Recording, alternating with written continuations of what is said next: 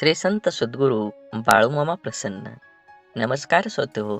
आज हा संदेश काही मिनिटं काही वेळ देऊन एकच तुमच्या आयुष्यावर कधीही नाराज होऊ नका. कारण तुमच्यासारखे आयुष्य जगण्याचे स्वप्न पाहणारे बरेच लोक आहेत. तुम्ही कोणत्याही यशस्वी व्यक्तीला विचाराल की तुम्ही का नाही आहात, तेव्हा तुम्हाला 2 कारणं ऐकायला मिळतील. एक म्हणजे माझं नशीब खराब आहे आणि दुसरं म्हणजे माझ्याकडे पूर्ण वेळ नव्हता. तर तुमचाही तुम्हाला देवावरती विश्वास असेल तर हा संदेश वेळ काढून काही मिनिट काही वेळ देऊन तुमच्या आयुष्यावर कधीही नाराज होऊ नका. कारण तुमच्यासारखे आयुष्य आणि स्वप्न बाळगणारे या विश्वात अनेक जण आहेत. म्हणून नेहमी आपल्या जर तुमच्या विश्वासघात केला असेल तर त्याला धन्यवाद म्हणा. कारण हीच माणसं नेहमी शिकवतात की विश्वास नीट विचार करूनच ठेवावा. म्हणून स्वतःवर विश्वास ठेवा. तुमच्यावर आज काहीतरी आहे जे प्रत्येक अडथळ्यापेक्षा मोठी आहे. सर्वांनी सर्व चांगले गुण तुमच्याला दिले असेल. कधी कधी काळ बदलून मित्र शत्रू होतात आणि शत्रूही मित्र होतात. कारण स्वार्थ खूप मोठा असतो. ज्या प्रकारे मजबूत चालण्यासाठी झाड हे त्याच्या सुगंधासाठी जगभर ओळखलं जातं, पण ते अनेकदा विसरतं की सर्वात विषारी साप ह्या चंदनाच्या झाडावर राहतात. म्हणून बाहेरून आतून खूप गोड बोलणारी व्यक्ती आज शत्रुत्वाची भावना देखील असू शकते. म्हणूनच एखाद्यावर विश्वास केल्यानंतर विश्वास ठेवा. सोनं बनवण्याचं असेल तर आगीत जावं लागेल जेव्हा त्याला काही फरक पडत नाही. त्याचप्रमाणे यशस्वी व्यक्ती होण्यासाठी तुम्हाला अत्यंत कठीण वाईट परिस्थितीतून जावं लागेल. कोण काय करतं, कसं करतं, इतक्या ह्या सगळ्यापासून जमेल तितकं दूर राहा. तेव्हा शक्य तितका आनंदी राहू शकाल. वेळ नक्की येते, पण ती योग्य वेळ देण्याची वाट पाहावी. म्हणून लक्षात ठेवा, जे लोक तुमच्याशी स्पर्धा करू शकत नाहीत ते लोक पूर्णपणे तुम्हाला खाली पाडण्यासाठी तेवढे प्रयत्न मात्र करू शकतात. लोकांचे कधीही बोलू नका. मूर्ख लोकांशी वाद घालण्यात नुकसान तुमचेच होईल. अशा लोकांशी वाद न घालता केवळ तुमची लायकी कमी करणे आहे. त्यामुळे मूर्ख लोकांपासून शक्यतो दूर राहा.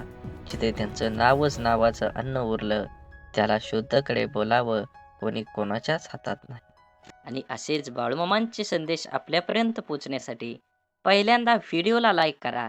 चॅनलवर नवीन असाल तर चॅनलला लाल कलरच्या बटनला सबस्क्राईब करून शेजारील बेल आयकॉन नक्की प्रेस करा.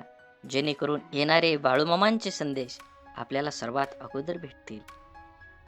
आणि कमेंटमध्ये बाळूमामा प्रसन्न लिहायला विसरू नका. बाळूमामा म्हणतात, संघर्ष नेहमी दुसऱ्या माणसांबरोबरच असतो असं काही नाही. नको असणारा निर्णय घेण्याची पाळी स्वतःवर आली की स्वतःशीच संघर्ष सुरू होतो. पाठीवरच्या ओझ्यापेक्षा मनावरचं ओझं नेहमी जड असतं. ते हलकं करायचं म्हटलं तर झेलणारा तितकंच आपलाच असावा लागतो. माणसं जोडताना एक लक्षात असू द्या, प्रत्येक झाडाने फळ दिलंच पाहिजे असं होत नाही. तर काही झाडं सावलीसाठीही राखून ठेवावी लागतात. तुमची झालेली चूक तुमचा खरा शिक्षक असतो.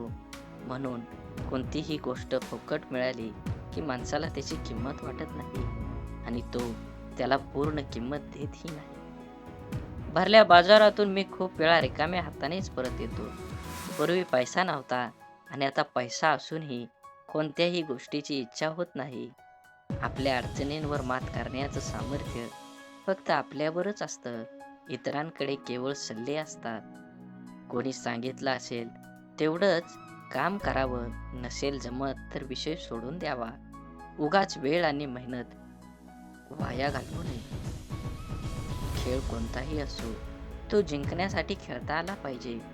जीवनात लोक काय म्हणतील याची पर्वा करायची नाही. म्हणजे माणसाला सुख लागतं. सुरुवात करणं सोपं आहे, पण चिकाटी ही एक कला आहे. हृदयातल्या मंदिरात अंधार असेल तर घरातल्या देवघरात दिवा लावून उपयोग नसतो. रेशमाचा धागा निर्माण करणाऱ्या किड्याला रेशमाचा बाजारभाव कुठे माहीत असतो. नको नको वाटणारे विचार मनातून हुसकता न येणं ही काहीही नरकच आहे. म्हणून चांगला विचार करा, चांगलं बघा, चांगलं ऐका आणि असेच बाळूमामांचे संदेश आपल्यापर्यंत पोहोचण्यासाठी पहिल्यांदा व्हिडिओला लाईक करा.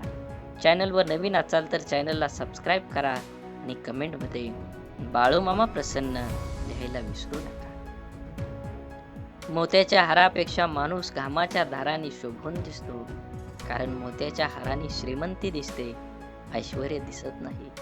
परंतु कष्ट करून घामाच्या जोरावर जे ऐश्वर्य प्राप्त होतं त्यामध्ये त्यांचं कर्तृत्व चमकत असतं. पावसाचे छोटे छोटे सतत पडत राहून ज्याप्रमाणे एक मोठ्या नदीला जन्म देतात, त्याचप्रमाणे आपण दररोज एकमेकाला पाठवलेले चांगले विचार सुद्धा जीवनात मोठे परिवर्तन घडवू शकतात. आयुष्य शांतपणे जगण्यासाठी मनाला अस्थिर करणारे असंख्य विचार थांबविता आले पाहिजे. प्रत्येक शर्यत जिंकण्याआधी कठीणच असते, फक्त हार मानू नका. ज्याच्याजवळ स्वच्छ मन आणि निस्वार्थ असं माणुसकीचं धन असतं, त्याला प्रसिद्ध होण्यासाठी कोणतेही पद व पैसा अथवा प्रतिष्ठेची गरज भासत नाही. मोठे निर्णय घेताना भीती वाटणं चुकीचं नाही, परंतु भीतीमुळे मोठे निर्णय न घेणं हे खरंच चुकीचं आहे. प्रश्न होता, वजन वाढल्यावर काय करायचं? देवाचं उत्तर आलं, शरीराचं वाढलं असेल तर व्यायाम कर, मनाचं वाढलं असेल तर ध्यान कर आणि धनाचंच वाढलं असेल तर दान कर. या कलियुगामध्ये सर्वात श्रेष्ठ काय असेल तर ते दान आहे आणि दानामध्ये सर्वश्रेष्ठ काय असेल तर ते अन्नदान आहे. जेवढं आपल्याला होईल तेवढ्या परिस्थितीनुसार आपल्या समोरच्या व्यक्तीला अन्नदान केल्यानं फायदा होतोच होतो, पण पुण्याचं पारडं वाढतं आणि आपल्यावर हे देवाचे आशीर्वाद कायम राहतात. फुल नाही फुलाची पाकळी माणसानं दान केली पाहिजे. आंधळा माणूस एका मंदिरात गेला. मंदिरात दर्शन घेत असलेले लोक त्याला मागून म्हणाले, दर्शनाला आलाय, देवाला बघू शकणार का? आंधळा म्हणाला, काय फरक पडतोय, माझा देव तर मला पाहतोय ना. दृष्टी नसली तरी चालेल, पण तुमचा दृष्टिकोन चांगला पाहिजे, तर तुमच्या जीवनात विचारांचे पुष्प उमलतील. आपला स्वभाव शांत व संयमी असणं सर्वांच्या दृष्टीनं हिताचं असतं. सतत चिडचिड किंवा तापटपणा चांगला नाही, त्याचा इतरांसोबत स्वतःला पण त्रास होतो. समोरच्या व्यक्तीचं बोलणं किंवा कृती एखादी परिस्थिती शांतपणे हाताळायला आली पाहिजे. त्याविषयी प्रतिक्रिया देताना संयम दाखवला पाहिजे. आदळआपट करणं किंवा अखंड तांडव केल्यानं प्रश्न सुटत नाही, उलट परिस्थिती जास्त बिकट होते. पण काही प्रसंग असे असतात की तिथे संयम ठेवणं किंवा शांत राहणं अयोग्य ठरतं.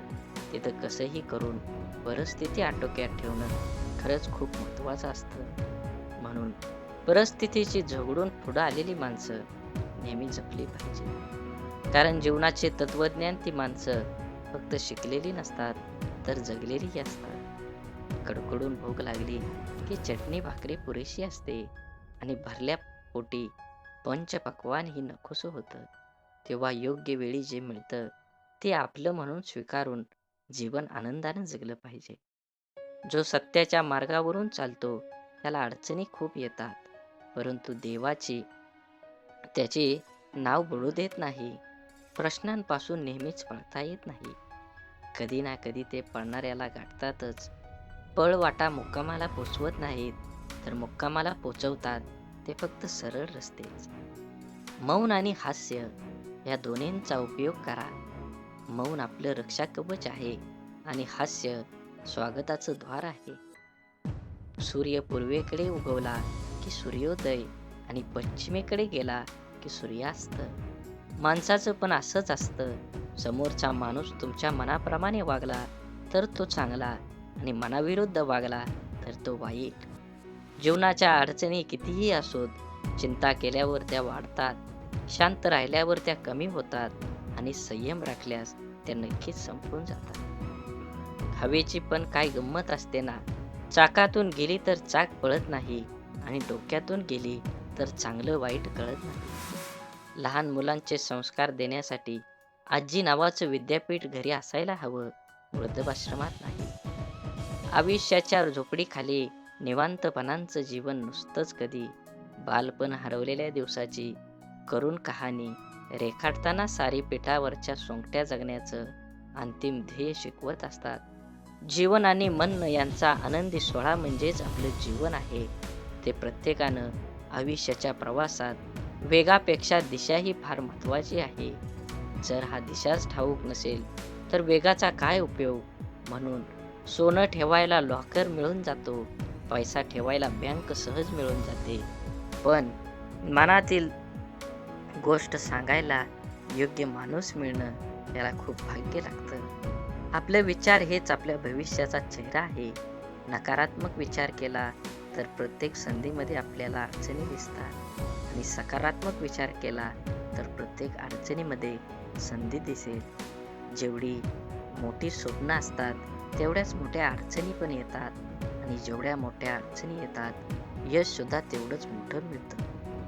मळलेली प्रत्येक नोट ही जरी दिसायला खराब असली तरीही तिची किंमत बाजारात असलेल्या नवीन नोटी इतकीच असते. म्हणूनच माणसानेही आपल्या मनमोकळेपणावर कमीपणा घेऊ नये.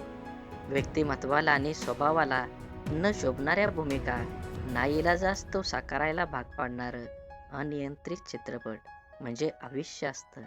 विचारांच्या शक्तीचा भविष्यावर परिणाम होत असतो. किती होतो, कसा होतो हे ज्याच्या त्याच्या विचारावर अवलंबून असतं. आयुष्यात बालपणीचाच काळ फक्त सुखाचा असतो. प्रेमाच्या निस्वार्थी नात्याला फुलवायला वयाची मर्यादा कधीही आड येत नाही. कोणाच्याही आयुष्यातून संघर्ष जिणं कधीच संपत नाही. हे काही काळापुरतं थांबलं असेल पण संपलेलं नाही. आनंद हा पाहिलेल्या गोष्टींपेक्षा स्वतः तयार केलेल्या प्रसंगाने द्विगुणित होतो. श्री बाळूमामा प्रसन्न.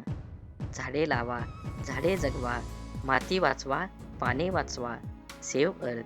आणि मनात मामांबद्दल आणि देवाबद्दल भाव असेल तर नक्कीच चॅनलला सबस्क्राईब करून व्हिडिओला लाईक करा आणि कमेंटमध्ये बाळूमामा प्रसन्न लिहायला विसरू नका. धन्यवाद.